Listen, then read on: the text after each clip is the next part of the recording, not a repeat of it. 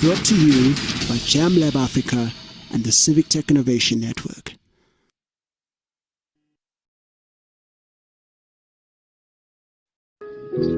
Hello everybody, welcome to a space of African innovation and creativity. This is my beautifully talented band and my name is Melo Mino, and we hope you can jam with us today and share the spirit of Civic Tech Innovation and Jam Fest. Let's go.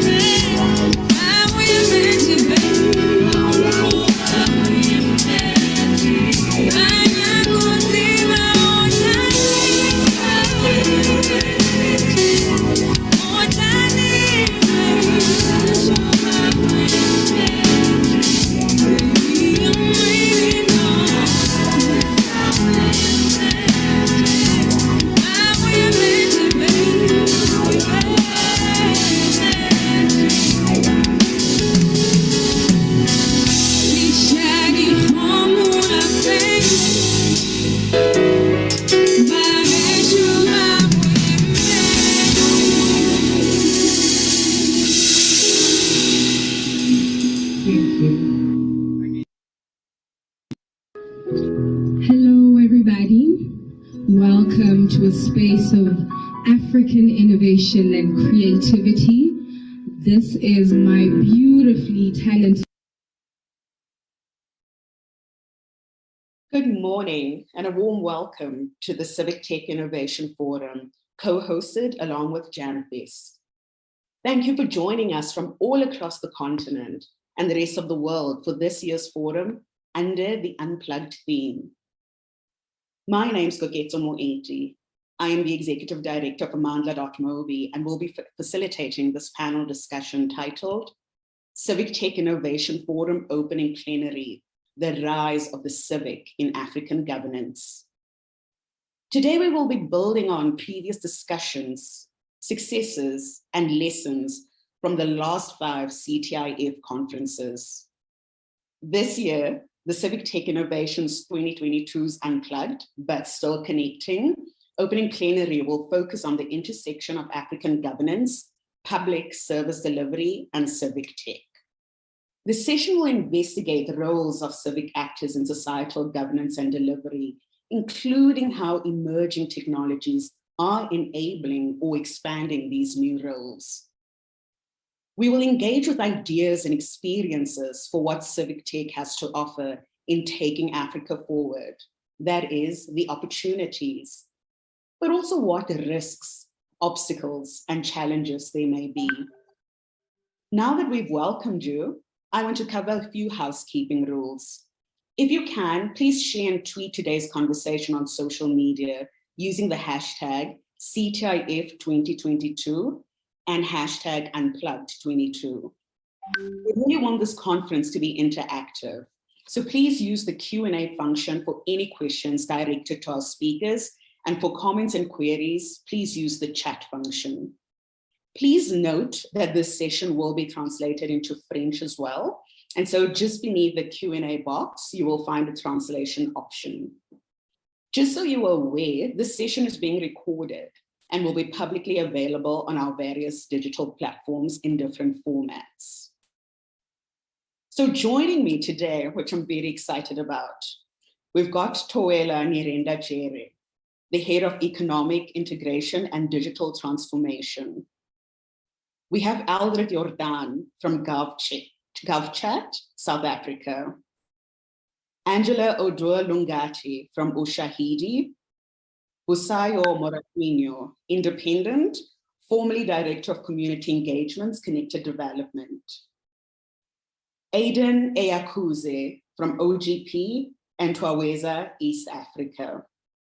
So before we begin our panel discussion, I am going to hand over to Toela to give us her opening address, to kick off the mood and set the tone for the discussion we'll be having today.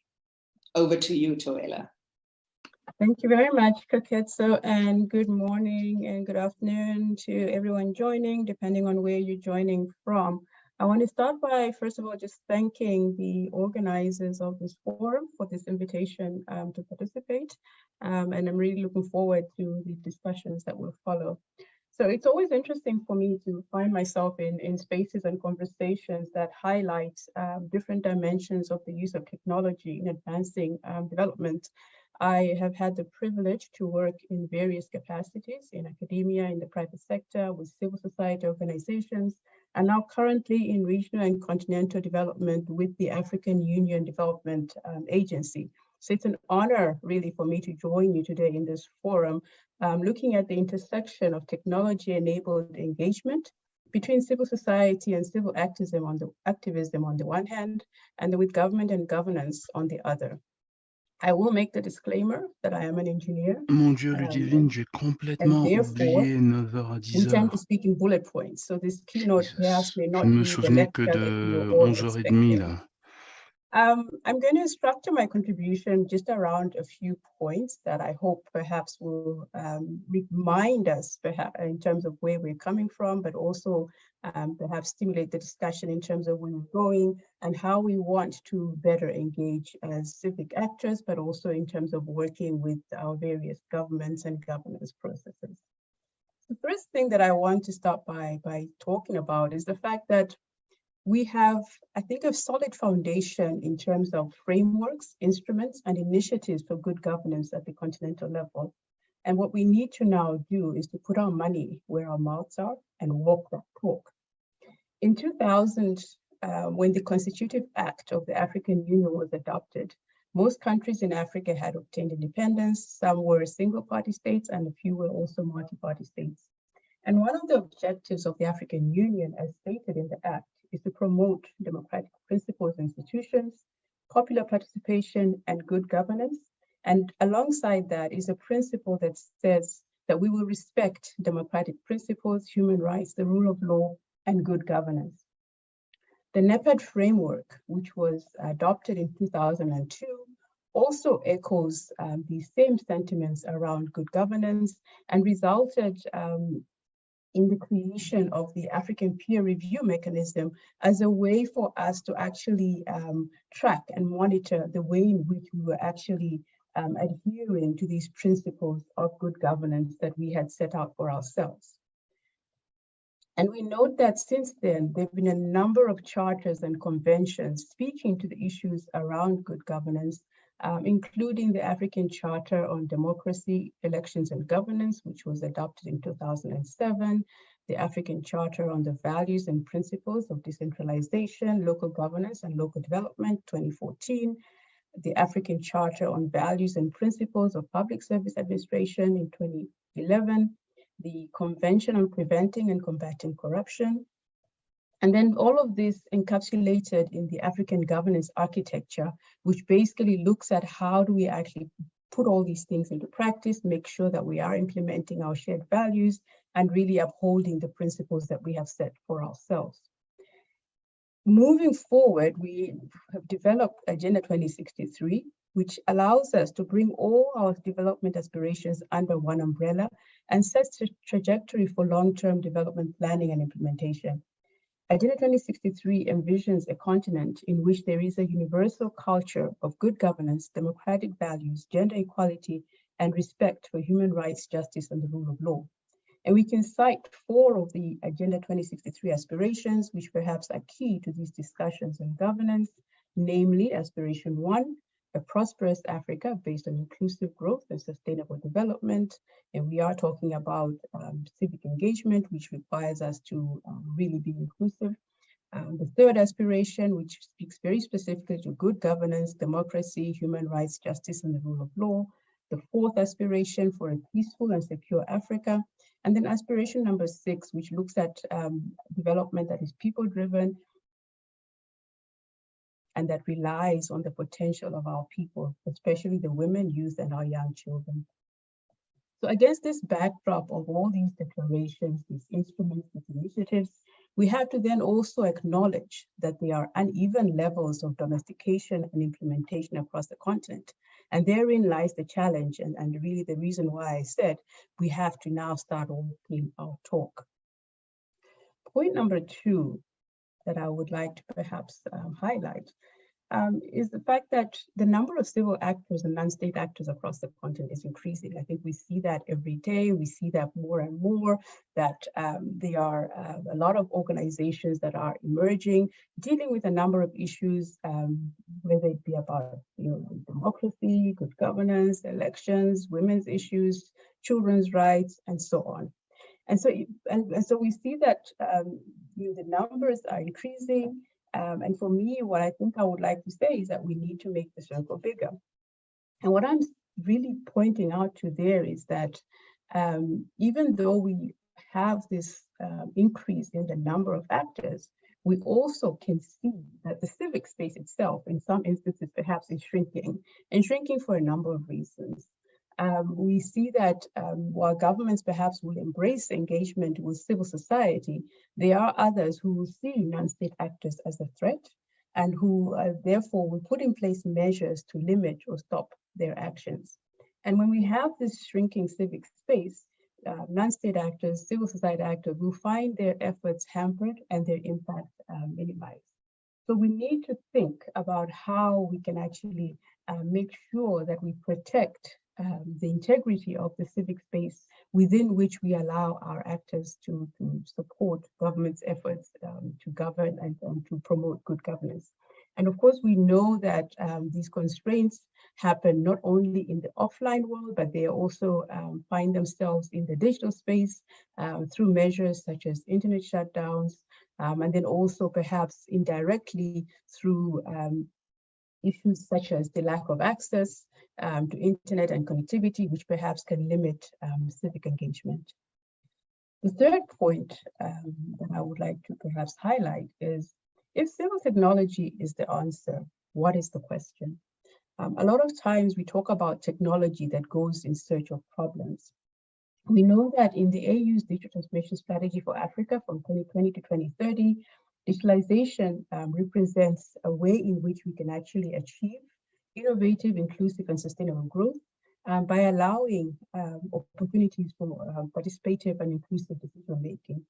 Civic technology is also emerging as a way in which we can actually drive accountability and transparency, promote citizen engagement, and help to strengthen democratic processes and decision-making.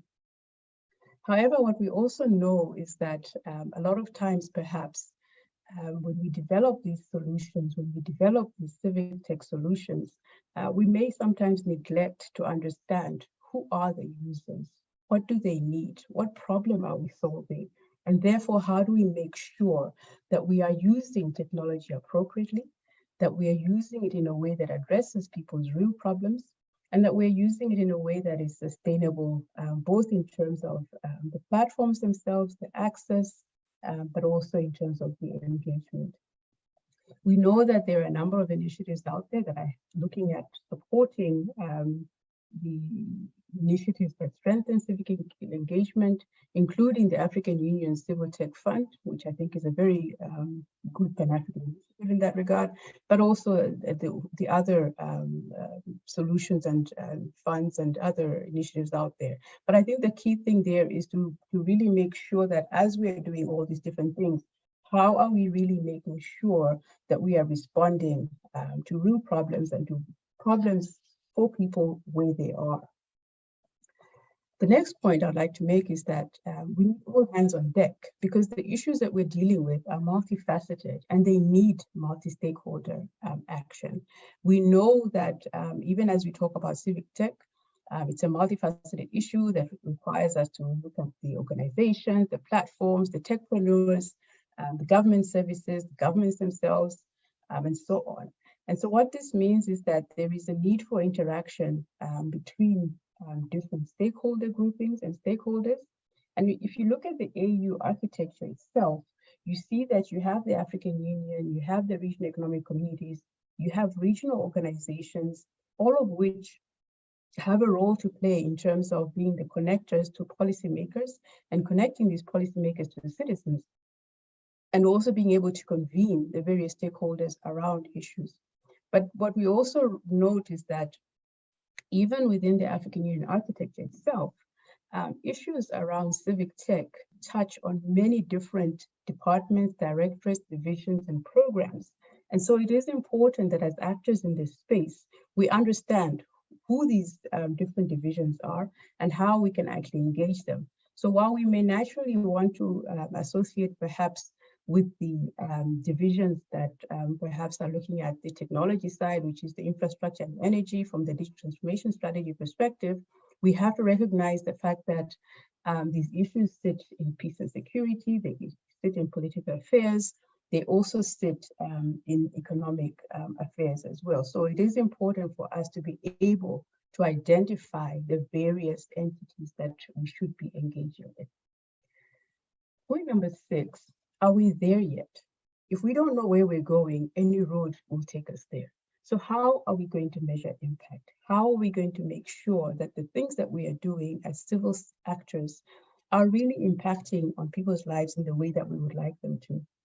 We have to make sure that we, as I said before, are designing solutions that speak to people where they are. But we also have to make sure that we are going beyond just constructing communities around issues, but also trying to see how do we make these communities more durable? How do we make sure that we're expanding the engagement and bringing more people into the conversations? And how do we make sure that we are also being able to make sure that as we promote the various platforms that we're developing and the various spaces, that we're really looking at the issues in terms of holding our politicians to account, looking at issues around inefficiencies, looking at the partnering between society and governments, and really making sure that we are also working to make the technologies and the solutions accessible. The next point I would like to make is really about knowledge, skills, and capacity. And this has very many dimensions, starting even from the very basics of civic education. What are we teaching our children about their rights and their roles as civic actors and as citizens? We need to make sure that we're dealing with issues that make sure that our citizens are able to participate actively in the digital age. So digital literacy becomes an issue, media literacy becomes an issue. So we have to also take this into account. I've talked about the issues of access to the internet and access to services. So the issues really stem from how affordable are the services, how available are they, and how accessible are they? And then, of course, we have to think when we're agitating for action, and we're agitating for good governance, and we're agitating for all the different things that we use our various platforms for, there is a need to also then understand that this requires capacity on the side of those from whom we are seeking action. So we need to be able to make sure that not only are we training our own constituencies, but we're also looking at how do we better support our governments in terms of them being able to deliver the services that we want. The next point really has to do with the fact that I think governance is a two-way street. And I think that in that case, we have to make sure then that we're all singing the same song. And that we're really respecting the various respective roles and responsibilities of different actors. So governments govern, but I think when it comes to governance, we all do governance. When we talk about governance in our local languages, we quickly realize that there is no single word for governance. We find words for government, but sometimes not so for governance. And this can sometimes lead us to perhaps assume because the translation of governance in our languages always points to government, we can assume then that governance is a government issue. And I really would like to perhaps put it that it is a two-way street. It requires the participation and involvement of both state and non-state actors, and that we need to really be able to understand how we can actually play a supportive role in helping our governments in terms of them being able to deliver, and helping them really, has to do with holding them to account, making sure that there is transparency on both sides. A lot of times we talk about transparency and we want transparency on the side of governments, but I think as non-state actors, we also then have to be able to address issues of transparency and accountability. When you look at the various frameworks and documents, you will see that there are different dimensions of governance that have been addressed by our leaders. They have looked at issues of political governance and have made commitments to create or consolidate governance processes and practices. They have undertaken to lead in supporting initiatives that foster good governance.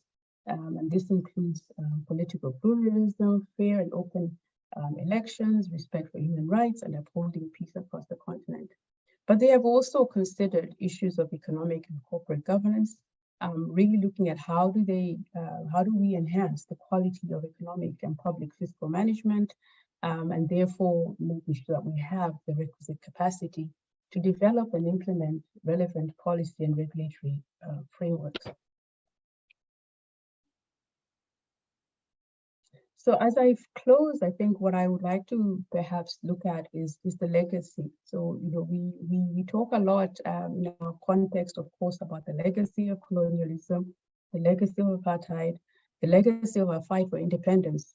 But I want us to think then about the legacy for the future. What is it that we are building? As we look at these various engagements that we'll be having in terms of understanding the intersection between the various technologies, tools, and services, and the various actors, what is it that we're doing? What is it that we're building, and how are we going to make sure that we build the Africa that we all want? There are a number of things that we need to look at. We need to look at issues perhaps that help us in terms of opening up the space, so expanding digital access, enhancing activism, making sure that technologies are developed sustainably across the continent, putting in place the right legislations, policies, and frameworks, and also not forgetting issues of digital security. And we also then need to address some of the shortcomings, things to do with digital surveillance, disinformation, internet shutdowns, the infringements on people's rights and freedom of speech. How are we going to make sure that we address those shortcomings so that we can actually create that legacy for the future and indeed use civic tech and the engagement of civil society, government, and various actors using technology to build the Africa that we all want? Thank you very much. Thank you so much for that, Toela. You have given us a lot to chew on. Just a reminder to everybody to please use the Q&A function to throw in questions that are aimed at the speakers so that we can, I can bring them up as we continue the discussion. On that note, I'm immediately going to turn over to you, Aidan.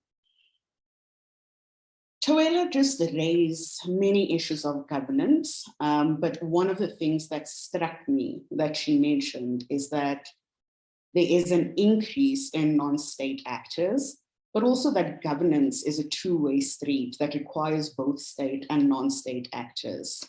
The Open Government Partnership, which was launched in 2011, where government leaders and civil society advocates came together to create a partnership to combine forces, promoting transparency, participatory, inclusive, and accountable governance, feels like an example of what Toela was talking about.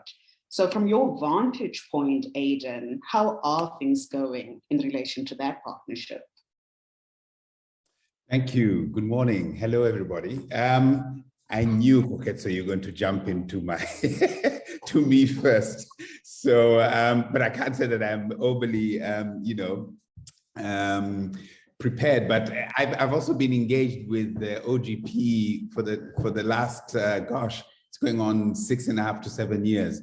And to answer your question, the Open Government Partnership really was quite a crazy experiment about 10 years ago at the UN General Assembly, when 8 countries and 9 civil society organizations came together to say, hey, how can we make government work for the people instead of for itself? So President Obama and a number of leading civil society individuals from across the world, from Indonesia to Tanzania to the US, came together and say, how do we make the global partnership that advances this idea?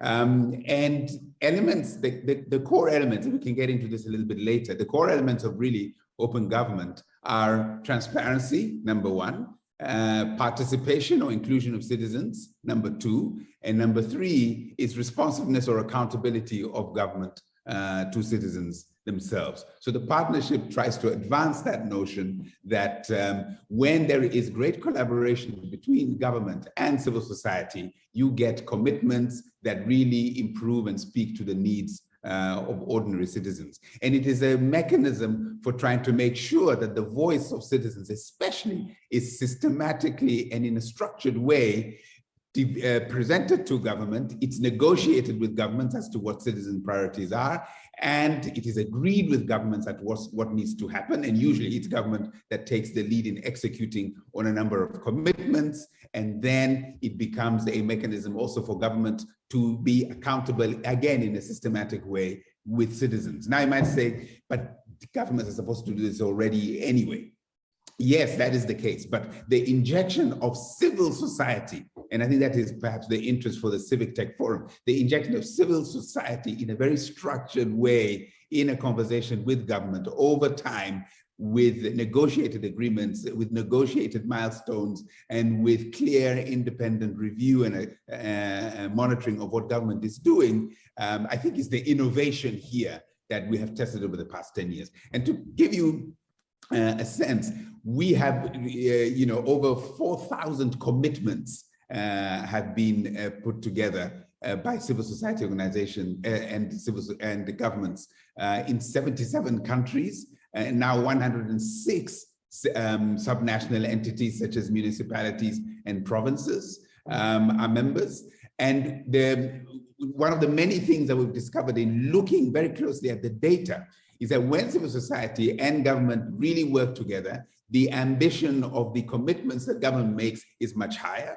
the implementation goes much further, and the impact and the results in terms of improving lives of citizens is actually much stronger. Where this connection is weakest or weak, then you get slightly, much weaker impact of what citizens are doing. So let me be a bit concrete. I've talked a little bit abstract, and then I'll stop and let others come in. I think specific initiatives, for example, to improving in terms of improving lives. The state of Kaduna in Nigeria is a member of the Open Government Partnership as a state, alongside Nigeria, the country, also being a member of the Open Government Partnership. And in Kaduna, citizens are now able to report on whether the government has actually delivered on clinics or roads or water points or these kinds of things through a digital portal called Eyes and Ears Kaduna, where citizens can go to a place, take photographs, send it to that portal, and government can have a look, follow up, and say, okay, this is what needs to happen. This is needs to be improved. One of the things that they succeeded at doing is actually school feeding programs in Kaduna improved significantly as a result of parents and guardians being able to say, hey, there's supposed to be a school feeding program at my children's school, but nothing is happening, or the money is being pilfered. And so that was able to do this. So you can see they're using the technology. Citizens were able to hold government to account and to get their services delivered with greater efficiency and greater fidelity. So that's just one example. In South Africa, there's Vulega Mali, which makes budget and budgeting more transparent to people in South Africa. So these are the tech platforms, but at its core, open government brings together civil society, government in a structured way to put together commitments, to negotiate commitments in which government really works hard to deliver on the priorities of citizens in a way that is accountable to citizens themselves. Let me end here and look forward to the conversation. Thank you, Aidan. And I really appreciate that concrete example around the school feeding programs, because I think that is one of the big concerns. We have a lot of mechanisms for reporting, but not very often the feedback loop isn't closed, right? Where people can be reporting and sometimes don't report, but nothing ever moves forward. So thanks for that. I'm going to turn to you, Eldred, right? So with some of the things that Tuela mentioned in a conversation around the charters and conventions that we have that paint this trajectory for long-term development, democratic principles, and so on. In many ways, GovChat, right, for all intents and purposes, should be an example of that. So for those who don't know, GovChat is South Africa's official citizen government engagement platform.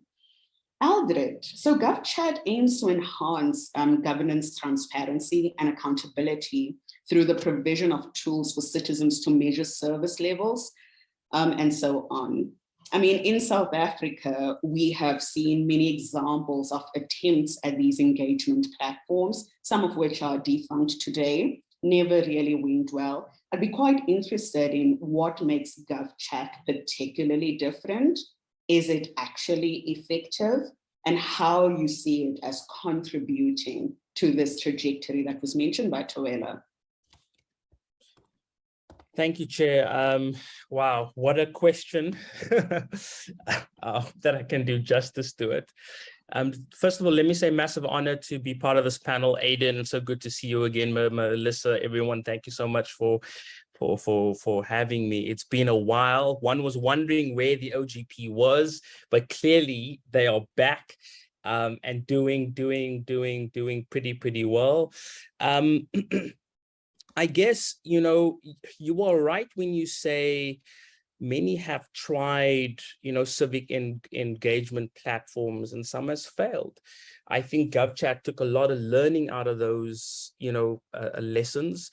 And there was, three things that GovChat kind of focused on just to kind of ensure that we address whether there would be an adoption around this. And I think, Aidan, you would remember we were in Georgia quite a few years ago for the OGP Summit, and that question came there as well and said, it's great that we have civic engagement platforms, but how are the numbers looking? What does the data say? Is there any data? And, at that time, I think it was in 2018, 2019, the numbers weren't looking good. And so we really needed to think, how do we, even though the concept and the vision was really to enable citizens to hold government to account, would we get the adoption that we require? So there was a change that one needed to, take place. And GovChat really focused on three things. The first one was really around access. If we look at the cost of data in South Africa today, that's one of the biggest reasons why citizens are not downloading mobile applications. If you look at massive technology companies or mobile operators, Vodacom, MTN, Cell C, you look at their subscriber bases compared to their app downloads, even the banks. So big banks like Absa Bank, that's got 8 million clients. If you look at their app downloads, it's like chalk and cheese. And that's because of the cost of, data. And then the second, issue that we see is the type of mobile phones that South Africans have, or that the African continent has. Large parts still has feature phones, and those that have smartphones have those real cheaper ones, right? Those $50 Android phones. And the challenge with those phones are that they come with a limited space, and they also come with preloaded, messaging applications like WhatsApp and Facebook Messenger. And so what we did was we decided to create this technology that integrates into those messaging platforms that you already have on your mobile phone, like WhatsApp and Facebook Messenger. So a citizen does not need to, go and download a mobile application, literally just adds GovChat as a contact, right? And then is able to engage. And then the second thing that we really try to focus on was a co-created model. We saw, and Aiden was talking about it earlier, where we collaborate with government and government departments, we are seeing a lot more appetite. We are seeing a lot more buy-in from citizens and from government to use this, platform. And when we started out in 2016, we started out with local government, or the Department of Cooperative Governance and Traditional Affairs. We needed to then integrate and enable citizens to really, be able to report municipal issues at the 257 municipalities. But then COVID hit, right? And what we then did was we secured a partnership with the Department of Health for COVID. We were one of the first to be able to get citizens to get their COVID test results. So whether you were using AMPATH or PathCare through private healthcare, or whether you were using the public healthcare system, you were able to get your test results through the GovChat platform. While over 7 million people was able to get access using that feature. But then, COVID came and the president announced this 500 billion rand stimulus package for those that are socioeconomically vulnerable. And we were then able to digitize the social relief of distress grant, that 350 rand grant. Now, why that is awesome is because, the average waiting time to stand in a queue to apply for a SASSA grant currently is the whole day, right? Between 24 hours and 3 days. But during COVID, because we were able to digitize that application process, no one was able to stand in a queue. They were able to use their mobile phones and apply for this grant and get that 350 rand. Today, well over 13 million people applied for that grant. I think we were able to process in excess of 66 billion rand over this 2-year period for those that were, unemployed and those that needed the financial assistance of the South African government. So real great success stories there of being able to help the public sector digitize. Obviously, from a back-end point of view, a lot of integration taking place, integrating government the departments with SARS, with health, with social services.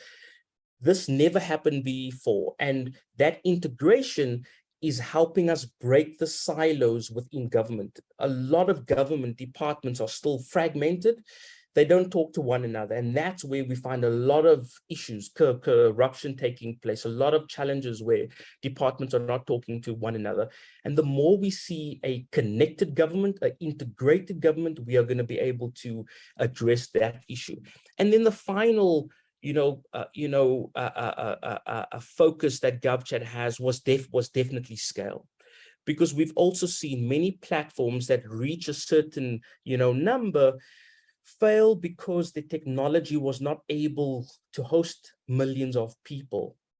So those of you that are going to go on this crazy journey to connect citizens with government, or to kind of go into civic tech, think about that scale. And we've done really well partnering with institutions like Amazon Web Services. I think during the peak of COVID, we were doing 12,000 messages every single minute. In the first 10 months, I think we were able to process 600 million messages on the GovChat platform, insane amounts. But again, making sure that we can handle that scale. So again, those three things: focus on access, focus on co-creation, get the buy-in from the government, and then make sure that whatever your system handles, that it can handle scale. I hope that answers those questions that that you had. Thank you. It does. Before you go and we move on, just a quick question of clarity. You gave a figure with regards to how many people had applied for the social relief of distress grant. Is that a total cumulative figure, or is that the total number of people who applied via GovChat, just for clarity? No, that is the amount of people that applied for social grants using GovChat. So obviously there were quite a few platforms, and many people use different channels. So you were able to get it through SMS or through that USSD channel. You were able to use the web, and obviously GovChat had a omni-channel approach where you could use GovChat on Facebook, GovChat on WhatsApp, and GovChat on a progressive web application.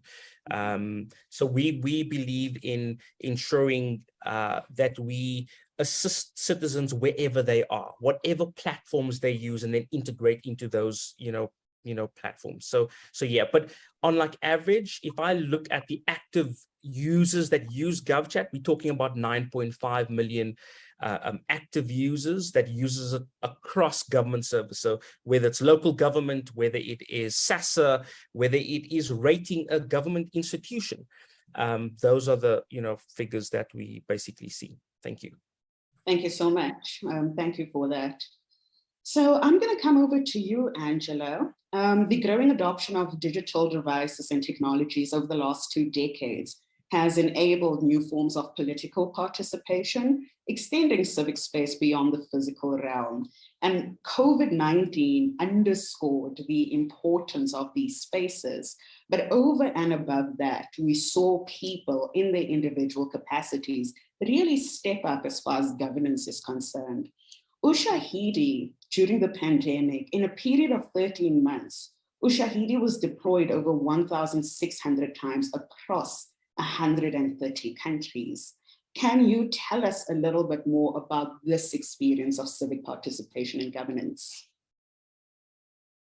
Absolutely. And I think I should also start off by just thanking the team for inviting me for this wonderful conversation.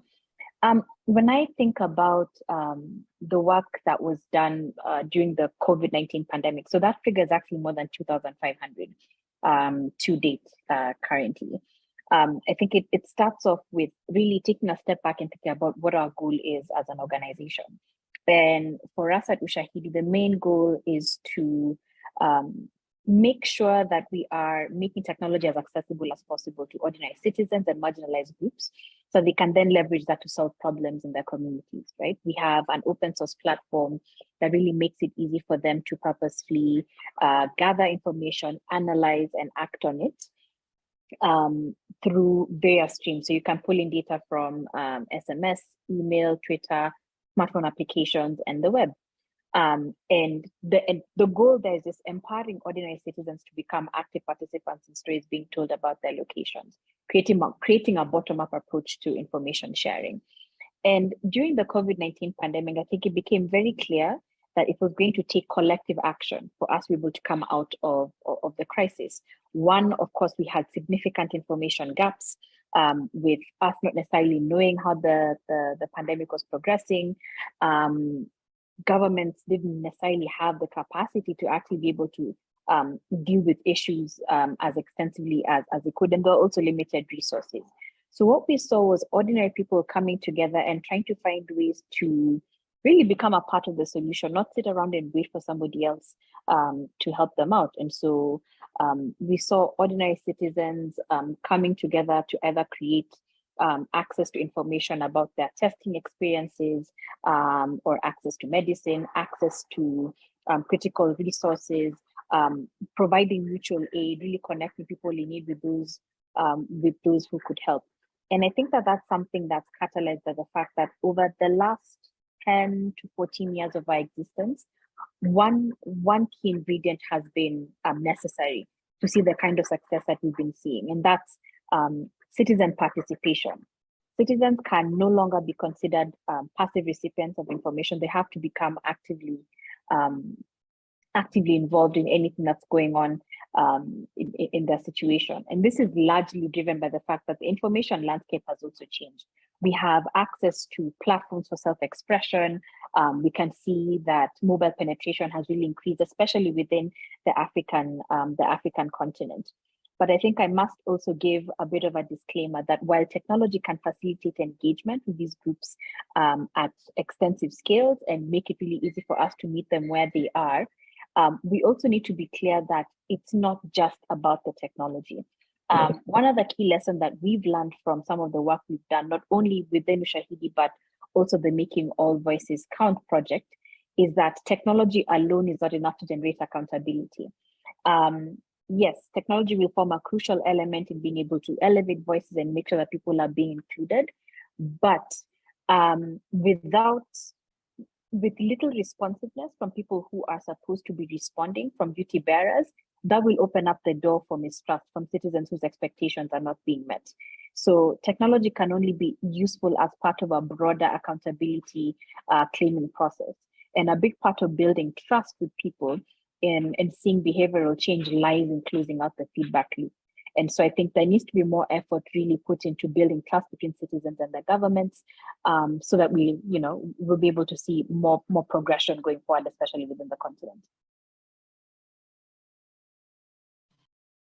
Thank you for that. A very crucial point, particularly as we find ourselves in a time where technology is seen as the end-all and be-all, a solution to problems that have not even fully been identified as yet. I just wanted to send a reminder to members of the audience.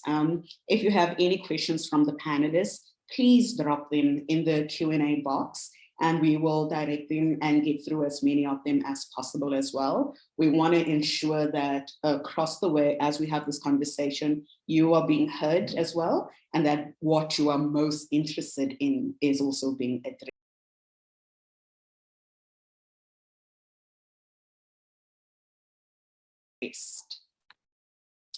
So before we go into some aspects of the limitations of digital technologies, I want to point out that the accelerating shift towards these technologies has had major implications, both positive and negative as well, for the future of civic activism and political participation. Usayo, I want to turn to you and just talk about some of these conventions and charters that Tawela mentioned, including Agenda 2063, right? In as far from your vantage point, what do you see as the opportunities that are being opened up by this shift towards digital technologies? Yeah, thanks. Thanks a great deal for having me.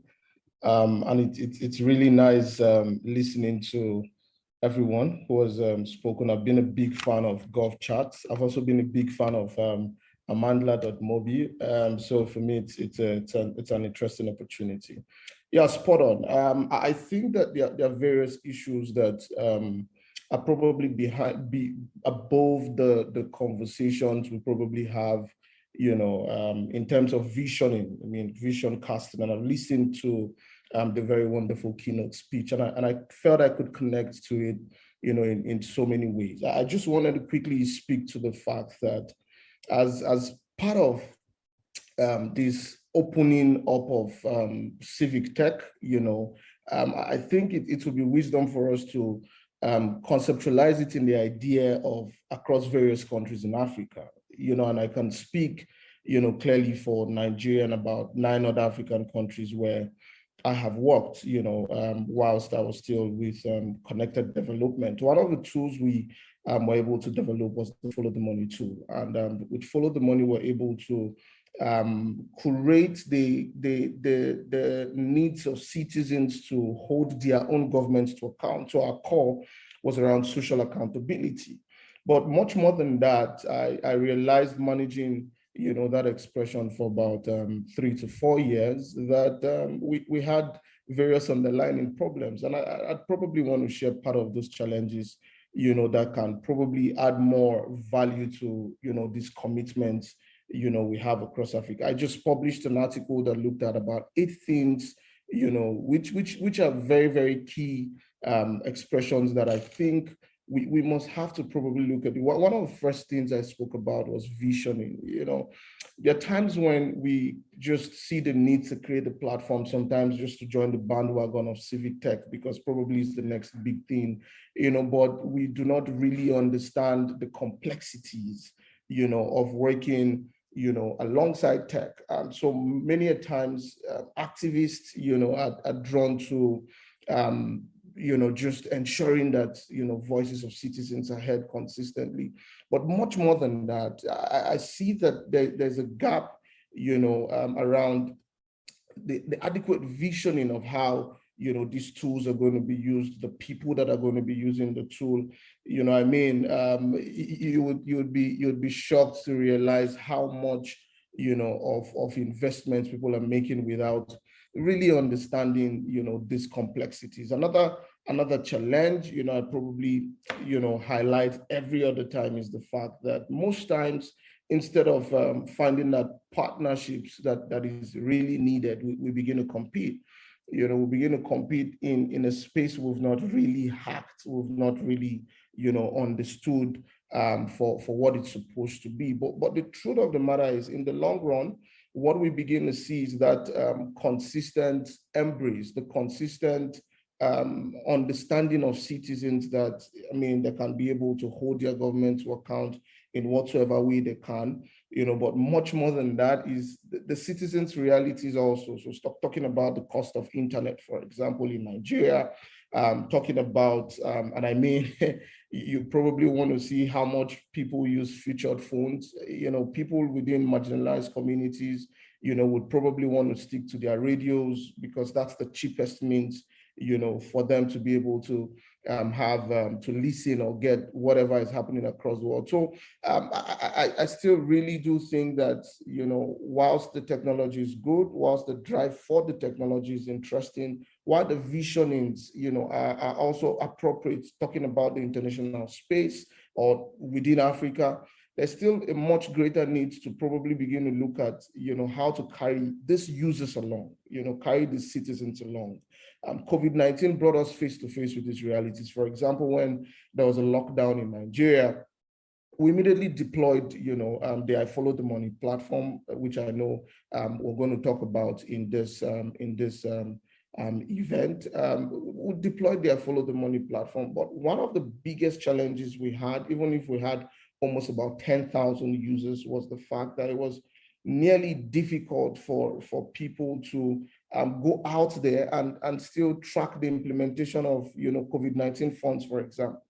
When you come back to the realities and look at how the government initiated emergency procurement systems, when a whole lot of medical equipment were bought, without following the regular procurement processes, which the OGP speaks about in terms of open procurement and all of those other stuff, you would understand that even with these technologies we are able to deploy, there's still that sincere gap, there's still that sincere disconnect, between a population, a vast population, and Nigeria is fairly big, with a whole lot of people excluded from the Internet of Things also. So, I mean, while I said this casting to good, this visioning in terms of, the African-wide vision and goal is very, very interesting. But the truth of the matter still remains that we need to do more in terms of integration. We need to do more in terms of collaboration. I see a whole lot of organizations just start up, their various tools. There needs to be a one-stop point so that citizens do not get confused, especially at this point when these realities are just emerging. We probably need to have, a point where everything is put together in terms of so for example, in Nigeria, we have budget that simplifies budget data. We have PPDC, Budeshi that simplifies procurement data. We have tracker that goes about, following up, on constituency projects across parliament. We also have Follow the Money, that sees to implementation of government projects across board. We need to help, people, especially people in Nigeria. And I believe the realities may probably be the same across various African countries, to help them identify a one-stop port where everything can be, easily accessible to them. And I think I liked the idea from I like the idea from Gov, from the very good people, at the Gov chat, and how they're able to, use their tools through, existing communications lines like WhatsApp, Facebook, and all. And I think that's really brilliant. I mean, for people who are listening and who want to get involved in civic tech, that's massive wisdom. GovChat has been able to use to circumvent the challenges, of having people to download new applications, to start learning processes they do not know about. So in the long run, yes, any vision we cast is very, very possible, but we must critically look at the systems and processes. We must critically also look at inclusion of those people who may not have access to either the tools or understand the workings of whatever civic tech ideas we're coming up with. Thanks for that, and for opening up the discussion towards challenges. I remember when the rise of digital and other technologies was met with a lot of enthusiasm by people across, many sectors around its democratizing potential. And it was renewed in the wake of the Arab Spring. But a hangover from those early days is the continued desire to throw in technology to address what are very often complex, systemic, or misdiagnosed issues, And I think your response has really given us a beginning to that. So before I continue with the questions that I have for you, I just want to give you some questions that have come through from members of the audience. I'm going to start with a question from Zuki Swakota, who says, Angela's point on accountability and responsiveness resonates deeply. Is it possible to track how or if the fantastic work being done in this space is progressively and positively influencing responsiveness from duty bearers?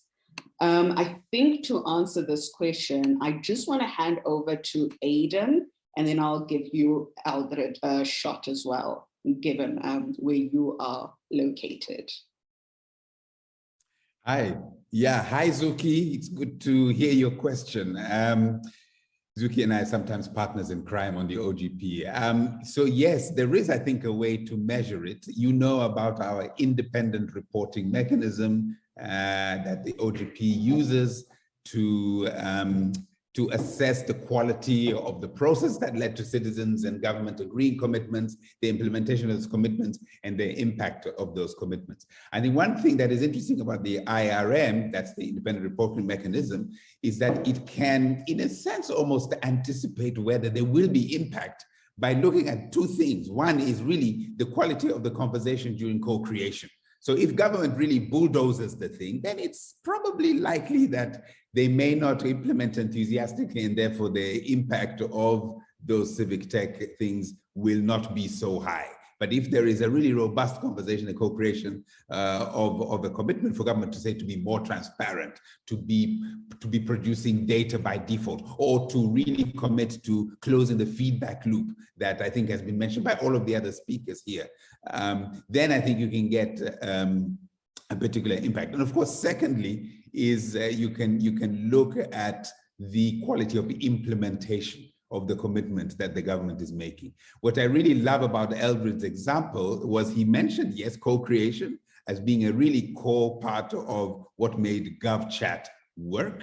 And secondly, I think all of the data collection, all of the tech, which I'll never understand, behind understanding what citizens, how citizens are engaging with it, with what frequency, with what ease, and the lessons they took from it to make it easy, multi-platform, so they don't have to learn a new application. All of these things, I think, probably came out of the lessons that they themselves had, but also in their conversations, Eldred can speak to this, in their conversations with government as to what will make it easy for government also to respond to what citizens were saying in very concrete, practical ways. So yes, I think with intentionality, Zuki, we can, the kind of intentionality shown by GovChat and the lessons that our friends from Nigeria are sharing with us, with that intentionality, a priori, you can set up something that ought to have a much bigger chance of achieving impact. Thanks for that. Eldred, is there anything you want to add? Yeah, look, I would definitely say that COVID-19 has been a blessing to the ICT sector. Things that we were advocating, you know, in making it easier for citizens to connect with government was only realized and made possible because of COVID, because, you know, one couldn't go and visit a post office or SASSA office or go to engage physically with, you know, government. And we are dealing with governments that are very traditional. There's a way in which they want to do things, and technology definitely showed that you know, it is an enabler. And I think post-COVID, we are seeing more government apply it in out of an emergency type of setup. And so you see Eldred?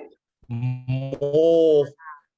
I'm going to stop you there. Accountability where municipalities. All right.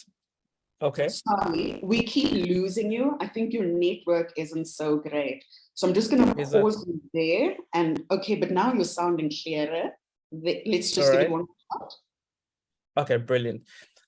As I was saying, you know, we are seeing municipalities becoming a lot more responsive because they now know that there's no excuse. And so when the president or the government says, oh, I did not know there's so many potholes in the Northern Cape, or there isn't, or they just not too sure about service delivery issues in a specific area, the data is now there.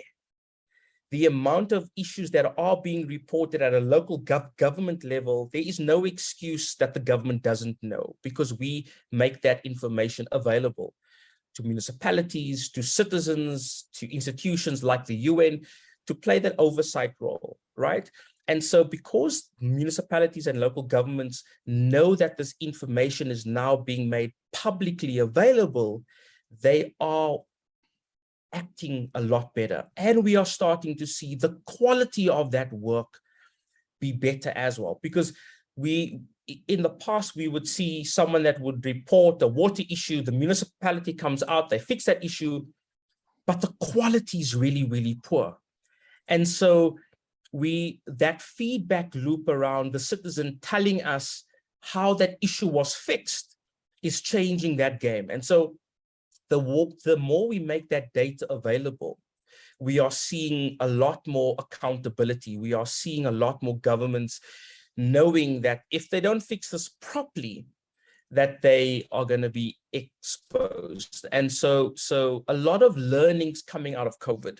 And I think that the future is looking good. Obviously, it's tough, as you know, right now. But I'm fairly optimistic that the learnings that one can take from COVID, that we can build a better country. Thank you. Thanks so much for that. I mean, there were certain opportunities in a way that we have never seen the state respond with urgency, right? That we saw what is possible in terms of maintaining all of that. So we have another question from Ntsako, which I'm going to direct to you, Angela and Busayo. Besides money tools, which have been developed and have seen a lot of successes in a lot of countries in the continent, what other tools have been developed recently? COVID-19, for instance, provided an opportunity for civic tech communities to be innovative. Busayo, are there any examples that you are familiar with that you'd be keen to share? Yeah, very quickly. So one of the things, for example, that happened in Nigeria was for one of the first times we saw a collaboration, for example, between a budget and a connected development in terms of using budgets tracker and connected developments follow the money to be able to, first of all, curate, what is it called, interventions that were coming in from COVID, looking at it from the national to the subnational levels. And I know that there were other organizations that came up with those data gathering tools.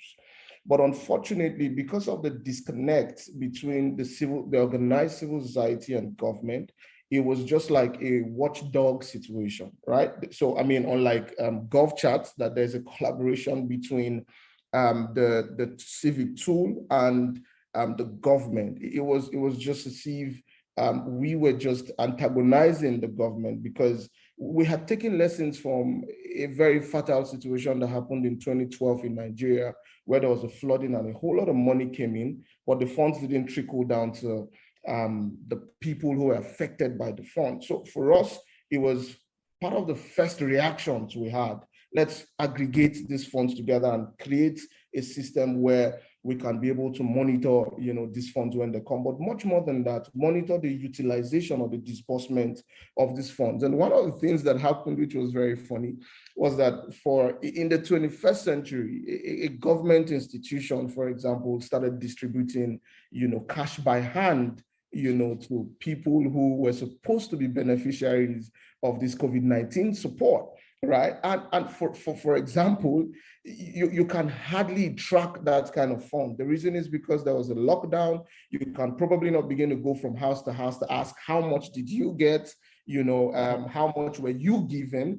Because we got, stories that we couldn't go public with, that the government, gives you on camera 20,000 naira, and they take back about 15,000 naira of that. So on camera, you see them give 20,000. But physically, those people are left with 5,000. Unfortunately, you cannot track that kind of fund. It was not trackable. I mean, you also saw being probably gory videos of citizens, going to where COVID-19 palliatives were to pull down, those warehouses because the government wasn't going to distribute that. Now, a big challenge is the fact that, and I still go back to where I start from, it's not enough just creating tools.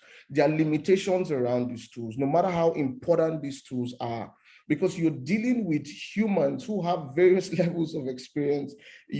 Some people do not understand tech. In fact, we opened up Follow the Money for people to report, these government interventions. People begin to ask you for data, for them to report, these situations going on around them. So there are real problems across countries in Africa. There are real problems in Nigeria, that technology may not immediately fix. But the truth of the matter is, whilst these innovations are going on, whilst these thoughts are going on, subtly, there's that openness to people to embrace these tools and begin to see it as a civic duty to report situations like this, not one that would probably give them any financial dividends and all. Another challenge we realized was the fact that even with all of the innovations, the government couldn't keep its side of the bargain. Nigeria is, it's part of the OGP, and when I heard about the OGP this morning, I was really smiling. He gave an example of Kaduna State. During COVID-19, Kaduna was a little different from other states, and I'll try to explain in a few moments. Kaduna was able to explain the system of the school feeding you were speaking about, you were referring to. And so it was easy for some of us, civic tech organizations, not-for-profit organizations to follow up on that process. In fact, the Kaduna State gave special waivers for some people to move around, this implementation, following the guidelines around COVID. So Kaduna was far ahead of other states. But when you look at the numbers and you realize that about 19 to 24 states in Nigeria currently have signed up to the OGP, you now begin to ask yourself what the other states were able to do. So there's a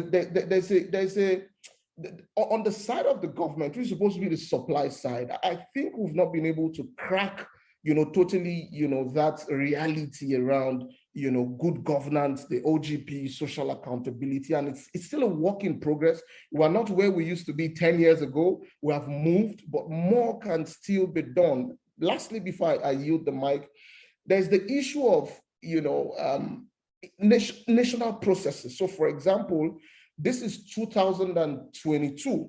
Nigeria is still talking about the audit for 2019. So what it means is before we begin to talk about 2020 audits, we're looking at probably 2023 when there's going to be a fresh election and a new government is going to be in place. So who do you now hold accountable, for the misuse of funds in the past year when governance is a continuum, for a while? One of the things we're not able to assess, for example, was the implementation data.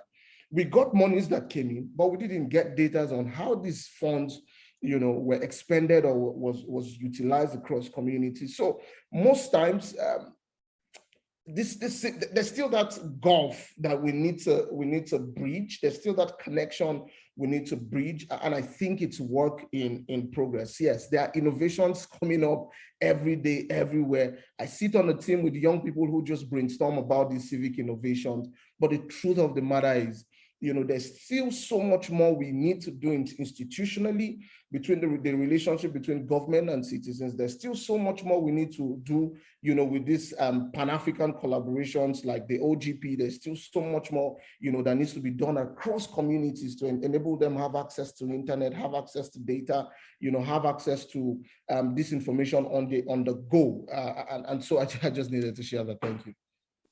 Thank you so much for that. You're going to the heart of what Tawela had opened with about the unevenness of spread and so on.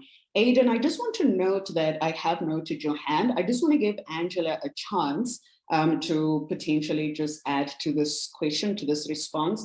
I think particularly for me, one of the things as I followed the deployment of Ushahidi during that period, it was very interesting for me to see just how innovatively it was deployed in very different ways from what it previously had before the pandemic. Angela, over to you. Yeah, actually, that was going to be my starting point. I think my definition of innovation isn't necessarily in terms of a new tool, but really just the different ways that people have been using it. So, Ushahidi is typically used for crisis response, human rights protection, and good governance, things like election monitoring and corruption mapping, like the work that Follow the Money in Nigeria does. But during the COVID-19 pandemic, we saw people using it to, track access to PPEs. We were seeing people using it to track the general progression of the disease. One of my favorite examples is somebody in Kenya who was using it to track the impact of the pandemic, not on human beings, but on farmers and their crops and their animals, because nobody was looking at the connection between the pandemic and its effect on food security, right? That in itself is innovation. We saw many of our partners who previously would rely on being able to go in physically to engage with some of the beneficiaries, and realizing in the advent of lockdowns, you had to find other interesting ways of being able to engage with them. Yes, SMS was the lowest hanging fruit, but given the harsh economic times, there was a cost factor in that, which then forced us to try and find interesting ways of reaching those audiences where they are in low cost ways. And that forced us to integrate USSD. I think one other aspect of innovation, or something new and novel, that I was also seeing, was this aspect of public-private partnerships, a lot more engagement between civil society and the for-profit sector. And there's one particular example in Kenya that was called Safe Hands Kenya, which was a mission-driven alliance of Kenyan companies and community-based organizations to deploy free soap and hand washing stations and masks to vulnerable Kenyans, so that they could be, and also just disinfect public spaces in low-income areas as a first line of defense against COVID-19. So what I saw was really people looking at the tools that we already had access to and trying to find different ways of adapting to the environment, so that we're then still able to provide safety nets for people. And I think this idea of working, whether it's with governments, with private sector, and with the civil society sector, around building social protection programs, thinking about the critical value that civil society brings in, having established trust with marginalized groups, thinking about the power that private sector has in terms of resources, and thinking about the kinds of information and the responsibility to be able to respond, and seeing how best that could come around. So I think it really just underscores my point before about it really not just being about the technology, it's about how the technology is applied. Thanks so much for that. Aidan, that eager hand, I'm going to give you a chance. Thank you. I think Busaya raises an excellent point, and to which my contribution is this. I think there's a potential power of the demonstration effect, that what OGP is trying to do. Kaduna, as you said, has been ahead. What happened then is, as you know, the World Bank then decided to bring in almost $1 billion to support open government type behaviors across the states. SIFTAS, you know about SIFTAS. And so governors lined up to get SIFTAS money without necessarily doing open government activities. However, they made public commitments to do open government activities. It's up to citizens and civil society to hold them to account. And one of the things that we're trying to do is capacitate and hopefully find some funding for civil society to do just that. So I think these, and all of these great examples, Ushahidi, Code, Vulega Mali, GovChat, we need to make more and more noise so that citizens don't feel so helpless under all kinds of pressure they're under, inflation, blah, blah, blah, to say, actually, there is a way in which I can exercise my civic duty as a citizen, whether it is through a technological platform such as Ushahidi, whether it's through a process such as we have in OGP, very analog, but I think these are tools that people need to know more about, and so therefore they can find their own space and niche to be active citizens in those areas. I saw another passionate hand coming from Eldred. So before moving along, I'm going to give you a chance to respond. Again, I thank you. I just want to agree with, Aidan. I'm seeing day in and day out Western countries coming and asking how can we assist them with deploying civic engagement tech in their countries. We are talking about Scotland, we're talking about England, Saudi Arabia, Canada. I mean, these are countries that one would have thought are leading OGP and open government partnership initiatives.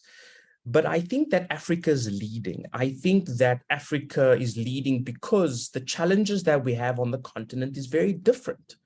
And so I think that we need to pat ourselves on the back to say that we are doing well when it's coming to this space. And don't be too hard on yourself when we're not getting, the numbers. It's a learning, but the world is watching, and Western countries are saying, but I need to be like a Nigeria, Kaduna State. I need to be like a Mandla.Mobi. I need to be, they are watching us, and they've been watching for a while. So let us continue to lead in this way. You guys are doing phenomenally well.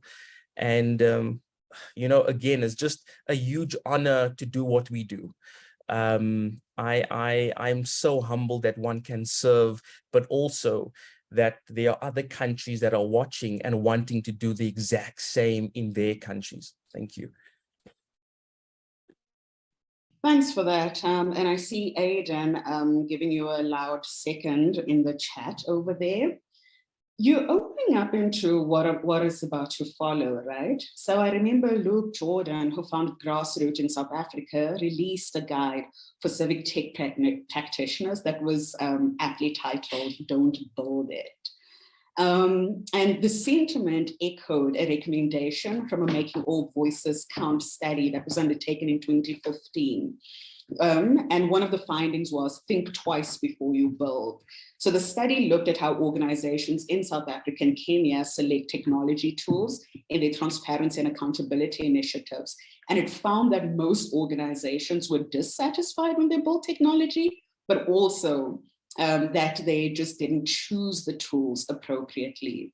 So Aldred, while I hear what you and Aidan are saying about uplifting these examples, right, and giving a space to be followed, there is also a risk, particularly in the civic tech space, of vanity metrics, right? Vanity metrics which make individuals look good or present projects in a good light, right? And I want to go into a very specific example. I remember the contact tracing apps, which were deployed by 50 countries, just as the pandemic was let out, right? Despite the significant investment in resources in their development, they have faced questionable success, poor uptake, privacy concerns, and a lot of criticism for not addressing the digital divide. I can go on and on with such examples. So I want to come to you, Busayo, and really just dig into this thing about the temptation of vanity metrics for civic tech projects. Yeah, I mean, I like the word you used. The temptation. So when I started up, at the community engagement level at Connected Development, handling issues around follow the money. One of the major tasks I had was to up the numbers, because the donor or the support you're getting needs to be able to use that metrics to gauge your work, so that you tick all the right kind of boxes for them to keep funding, that part of your work. Now, so sometimes, we had to, spend a whole lot more times to just brainstorm about how we're going to be able to up the numbers. We were not spending so much on advertisement. I had, Adian, I think it was Adian who spoke about the fact that we need to amplify more of what we're doing. So for example, GovChat, I was on LinkedIn one day and GovChat popped up, right? And I was interested in GovChat because I've seen it popped up. I liked the idea. I could connect to the idea, but that's because I find myself within this space. Now, a big problem, sometimes with this, the temptation, to get a lot of these numbers is the fact that if you can have, say, for example, 10,000 people sign up on your platform, but your engagement, your retainership, the amount of users who comes back after the first sign up is very little. Sometimes you could get as low as 2%, of that number. And in my article also, I tried to look at the challenges why this keeps happening, and we cannot run away from the fact that you're not Uber, especially for the elites. You're not Bolt, you're not name it. You're not those platforms that people must use every day. So sometimes, and especially around the current generation of people we have, if it's not entertainment also for them, you're also not Twitter, neither are you Facebook. And so I really love the thoughts around GovChat that tries to embed the idea of GovChat into this already popular systems and processes. So you're able to ensure that people not only engage, but people can come back because they see that the first time they probably used it, it was beneficial. I also want to talk about the limitations of the user friendliness, and this probably goes into more UI UX conversations. And I think Angela is is a more professional person on UI UX and all of those deployments that comes with it. But it's still a problem when people are still trying to learn. People have not finished learning the things that they feel are directly beneficial to them. You want them to probably begin to learn how to use another app, that they would rather just talk about the situation and move on. I think the citizens' distrust to anything that has to do with government is also a big problem. And I know this, working, Nigeria is fairly big, 200 million people, 36 states, 774 local governments. The issues are huge, and sometimes the issues can overwhelm you, right? But people, and this is even offline. I've met people one-on-one, and I try to tell them about this stuff we're talking about, and they're like, nah, government is not going to listen. We know them, these politicians are, crazy people and all of those stuff. And you spend more time trying to convince them that if you can do this, government is going to respond to you, they're going to listen to you and all of that. So there's still that animosity that the citizens feel, towards government. So when you come, speaking to them about what they can be, there's that distrust also, that makes them just feel they're wasting their time, especially when they've actually put in effort 1 or 2 times and they didn't get the kind of results they want to get. Now, so it's probably totally different from when the issues you're talking about are issues that benefits them directly, So, I'm speaking about SASA, for example, and how that people can be able to go through that process to, get some support from government. There's an incentives within the line, of that process. So they can go through that process no matter how. And in fact, people would learn that easily because there's a benefit at the other side. But when you, for example, are telling them about how that they can be able to go to a government construction site and just even take pictures or, just take some pictures of the symbols. We want to see, the government institution that is developing this project, we would even help you, teach you the processes on how to go. Some people feel it's a waste of time. They just want to go about their business, make their money. But I also think that little by little, there are people that are beginning to appreciate this, so the numbers are beginning to look good, even if we need to do more to ensure that the engagement is continuous, because these conversations are not just one-off conversations. They're not one-off conversations. They're conversations that needs to, remain consistent. And I want to lastly say that there must be a bridge between the civic tech and the offline engagement. We shouldn't go down on the offline engagement. And that's what I think Adian was trying to talk about. There needs to be that consistency between the digital and the analog, as he put it. Even if we have more digital natives now and amidst younger people, we must also still find a way to ensure that the process, continues to be seamless for them. They enjoy the process, so that they can be able to come back to have these conversations consistently. But much more than having these conversations, they're able to take actions. Because for me, if you're saying 8,000 people are on my platform and less than 2% of that 8,000 people are taking actions, you just have the numbers going, which is good for your reports, it's good for your storytelling, but how many people are actually taking actions? Thank you. Thank you for that. I really appreciate that, particularly in a context where civic tech tools are mostly used to promote transparency and accountability. It feels like we're almost at a point where it's transparency for transparency's sake. It doesn't inevitably lead up to the accountability aspects of it, amongst many other examples that I could give.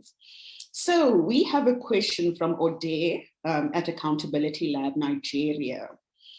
I would like to know your position on low-tech tools and local community engagement. in line with the data protection and digital rights concerns? How do we ensure users' data are protected in this process? I'm going to throw that one over to you, Angela, to take a first stab at it.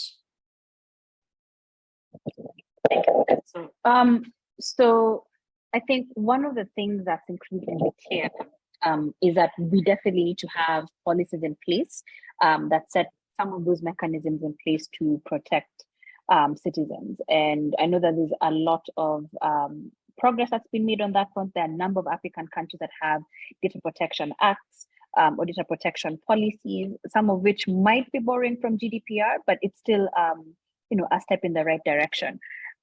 But I think, at least this is one of my own personal opinions, I think we need to move beyond just the development of the policies themselves into empowering the citizens in helping to enforce some of these rules. I know that the Office of the Data Protection Officer in Kenya once made it very clear at the onset of the elections that it's going to take collective action, that they do not have the capacity to deal with every single infraction that is pointed out, because it's at a massive scale.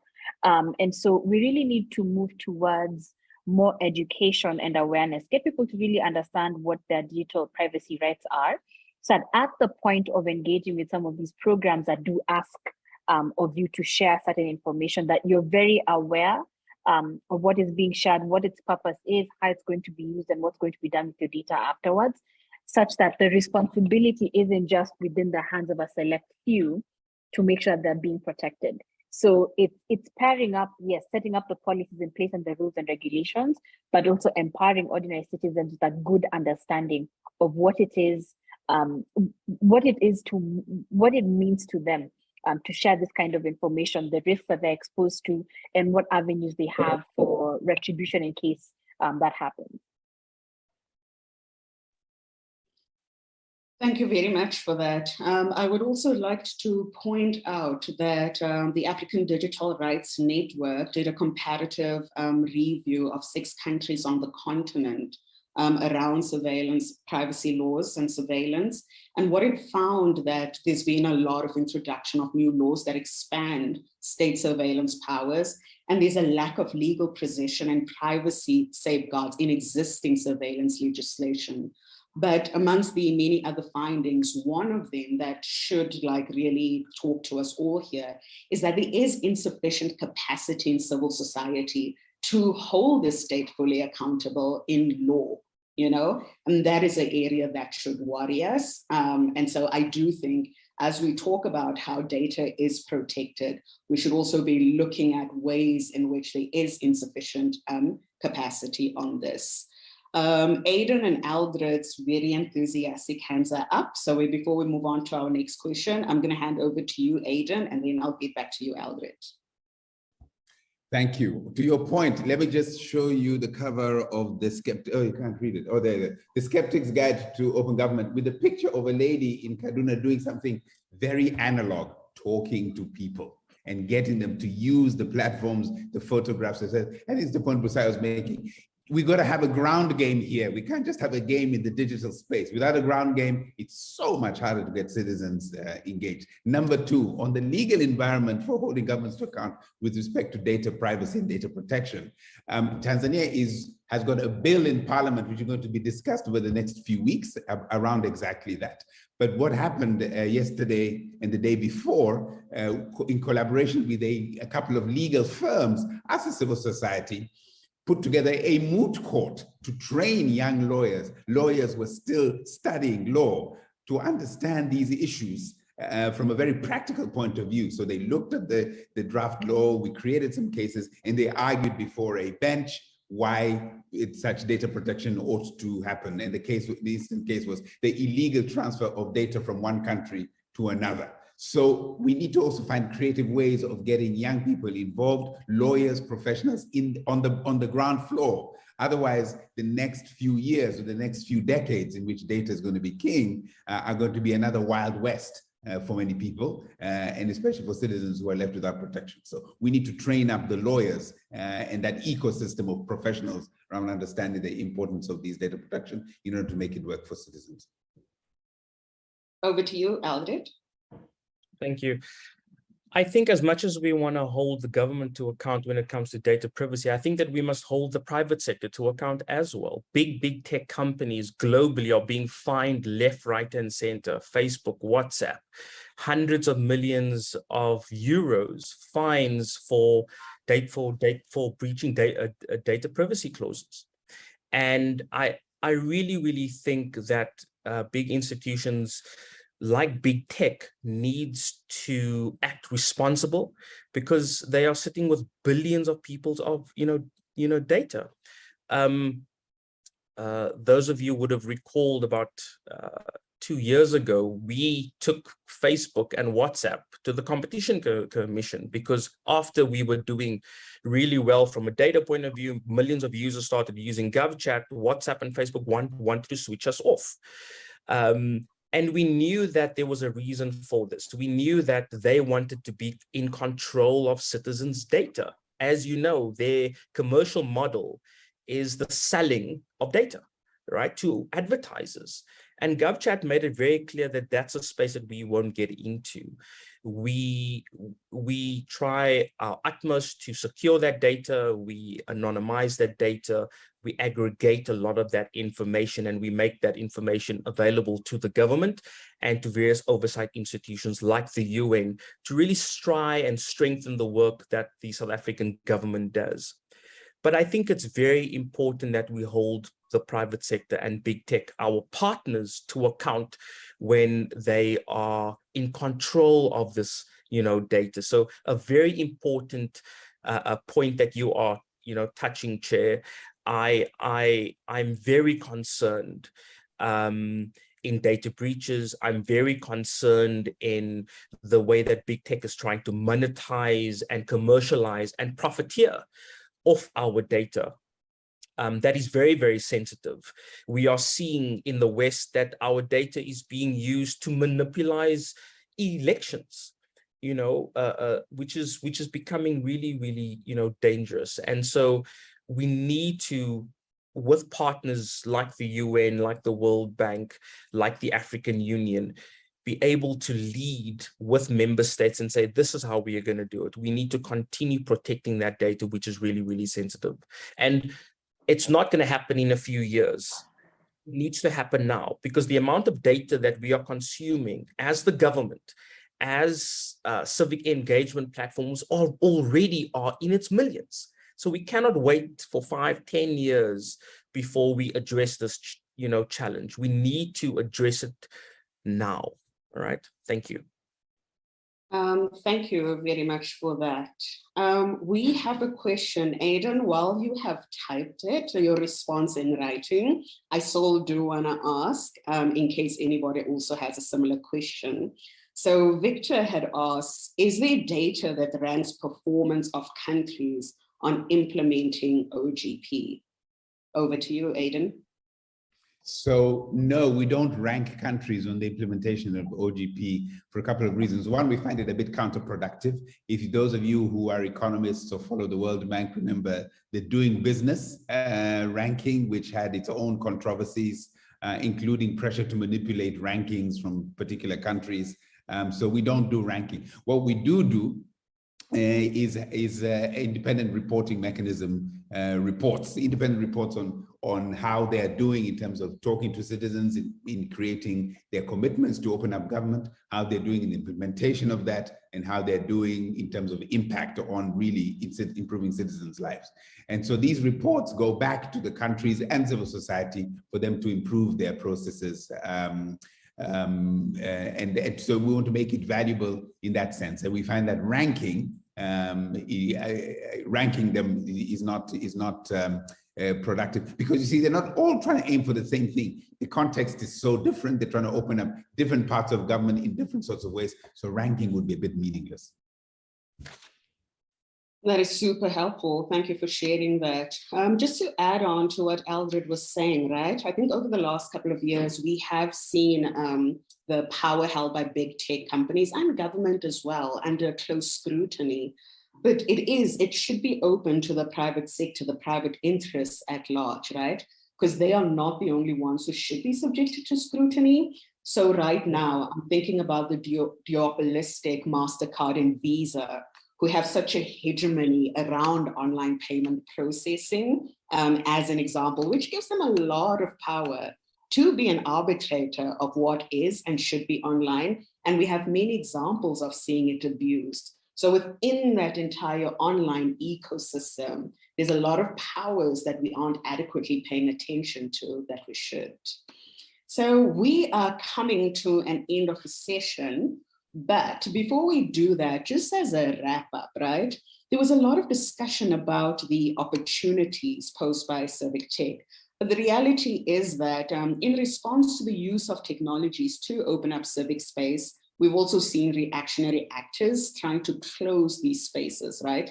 We've seen tactics like internet shutdowns, expansion of surveillance, targeted mis and disinformation campaigns, an analysis of the state of digital rights in 10 African countries, for examples, identified that we have double the number of times of these technologies being used by governments and private actors to close down civic space, rather than half the amount that we've seen citizens attempt to open it up.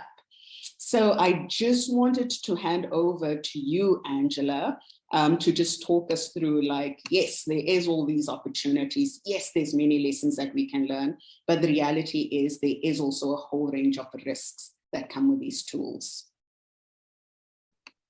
Absolutely. I think just as you're saying, technology does present risks.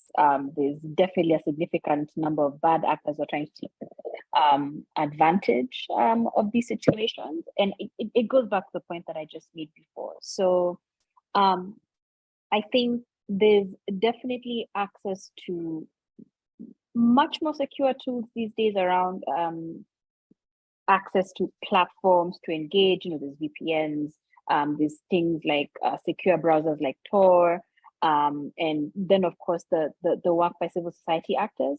But I think there needs to be more done around education and awareness. Try and do much more digital security training so that people are much more aware of the risks that they're exposing themselves to, so that they are then able to find ways of being able to protect themselves.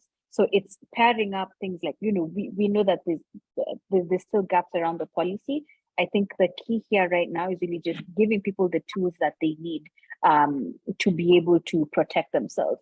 And then for us as technologists as well, to also look at the things that we build with a bit of a critical eye. We know the benefits that we provide, but are we also thinking about some of the unintended risks that our tools present?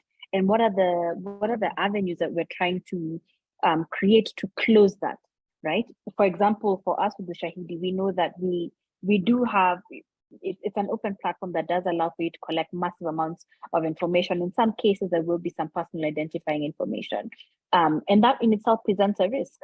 That's forced us to really think critically about the guidance that we provide to people around how to deploy your tools, to think really critically about what information are you actually collecting? Do you need to get somebody's name? Do you need to get their ID number? And in the event that you do, what are the mechanisms in place to make sure that's not accessible to people online or any bad actors? Is it encryption? Is it adding in extra layers of security and access levels so that people aren't being exposed to that? So a mix of one, education, awareness, giving tools back to the people, but then more introspection for us as people who build technology tools to really analyze critically and look at some of the unintended risks that we create and how best to shield our vulnerable audiences from that.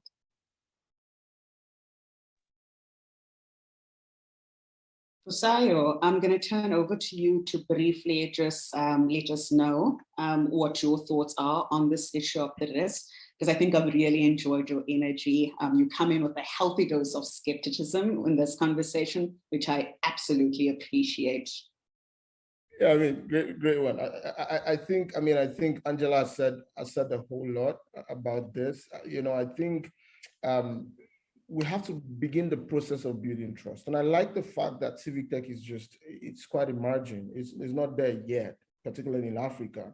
So we have the opportunity to begin to do the right things. We have the opportunity to begin to do the right things the right information, explaining what people's rights are to them. And I think it's very important, for us to ensure that these processes are followed. I'm not saying we should create a watchdog situation. No, I'm just saying that our abilities to be able to ensure that there's probably a standard, and maybe maybe organizations can begin to put that up. Like I just checked out, I think it's MedLab, that said the article you spoke about from MedLab. I just checked it out, and I saw it was really comprehensive. I think we should have something like that people who are coming into the space can be able to look at when they are building and when they're even conceptualizing their ideas to build before they begin to build.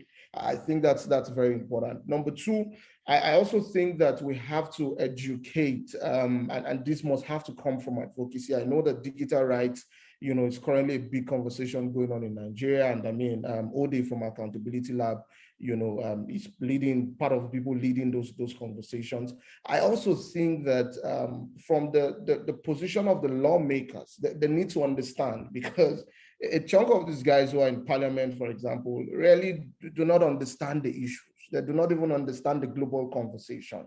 I think those of us as civil society should be able to begin to have these conversations with them, so that as they craft these laws would not come back to, shoot us in the foot. Because one thing I know about the government in Nigeria and some other African countries is the fact that, they could be quite erratic when they see something. They could go as draconian as just speaking a law, from God knows where, and bring it to parliament. And those kind of laws get expedited, actions, and those bills get expedited action, and it becomes law in no long time. So I think this is the right time for us to have interface with parliament to make them understand the issue, so that when policies or laws are created around digital rights, and the protection, for people who are going to be using these tech tools, everybody's on a certain level, of understanding. And maybe the last thing I'm going to say is, I support Civic Tech 100%, but we cannot be oblivious of the offline population,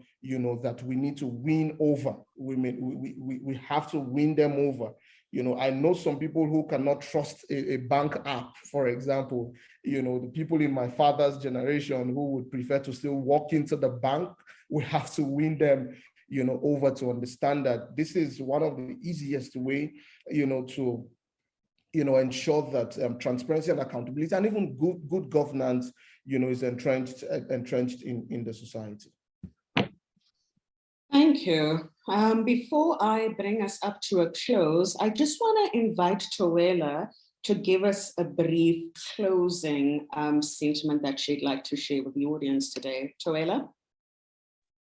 Thank you very much, Koketso. And let me start by congratulating you on very excellent facilitation of this panel.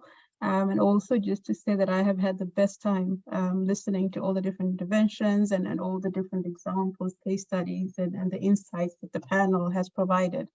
I think from my side, and I see then that I am probably sitting in the role of that policy maker who needs to understand and that government that needs to come to the party a little bit more.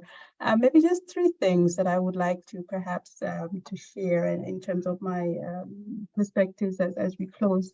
The first one, I think, is the issue of trust. I think trust is important across the board, trust between governments and civil society actors, trust between civil society and the constituencies that you're representing. So we need to think about how are we going to open up the dialogue spaces that will allow us to have these conversations that will build that trust that we need. The second thing, I think, is about speed. And I think Adrian spoke about the fact that we don't have time. Things are moving very quickly. A lot of times our legislative and policy processes perhaps are lagging the technology, and we need to figure out how are we going to speed up and really catch up in terms of moving quickly with our various policies, instruments, and so on. And then lastly, I think it's the issue really around synergy and the utility of the things that we're doing. So there's a lot happening. And I think there's a need perhaps to see, number one, how do we synergize? How do we make sure that the different things that we're doing are really synergizing and helping to build something concrete across the board? governments, I think, need to be supported and assisted so that they do not make those mistakes that we've all talked about in terms of platforms perhaps that do not scale or that are not as useful as we would have thought they could be. So really, I think a lot of opportunities in terms of being able to bring together the technologists, the advocates, the civil society actors, government, policymaker, parliamentarians, academicians. Everybody needs to come to the party and be brought on board to take up their rightful role in terms of moving civic tech forward. But with that, thank you so very much, and I really did enjoy this session. Thank you all so much. So I think for me, the use of digital technologies to open and close civic space shows that technology in and of itself is neither good nor bad per se. What matters is how the prevailing social order shapes technologies and uses them to maintain the status quo. I think one thing that we can collectively agree on is how critical digital technologies have become, but they can be used as a powerful tool in the struggle to build a more just world, or they can be a formidable weapon in the hands of those defending injustice. And the record so far suggests that they will be both. And with that, I would like to remind everybody that the next session is at 11:30 Central African Time, which is the first Civic Tech Deep Dive, which will be presenting the African Union Civic Tech Fund's Civic Tech initiatives, sharing their journeys and experiences. And that's it from my side. That's all we have for this session. Thank you so much to all the panelists for joining us and for your very insightful contributions. I really, really enjoyed it.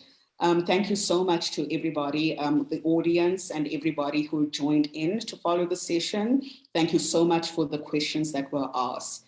Before we close the session with another beautiful song from Melo Mino, I am going to invite my colleague Getchi to just step in and give you an overview of what the next couple of days is in store for you.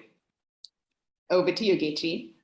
Thank you so much, Koketso. And just to thank you all for really, we couldn't have asked for a better start to the virtual week. What a fantastic panel and so gracefully hosted. So thank you so much, Koketso, for holding this space for us. I have two jobs. One I've just done was to thank you all again. The second is to pump you all up for the rest of the week. This is just the beginning. So for the rest of today, as you've heard, we've got the deep dive that's coming up in the next hour. We've then got parallel sessions all afternoon, 3 excellent panels by our friends from Open Up. We've got the Hacking for Mitigation session and a session from Brazil on financial sustainability, which everybody cries about, probably rightly so. And so some ideas from across the waters and a session on minimal viable products and process.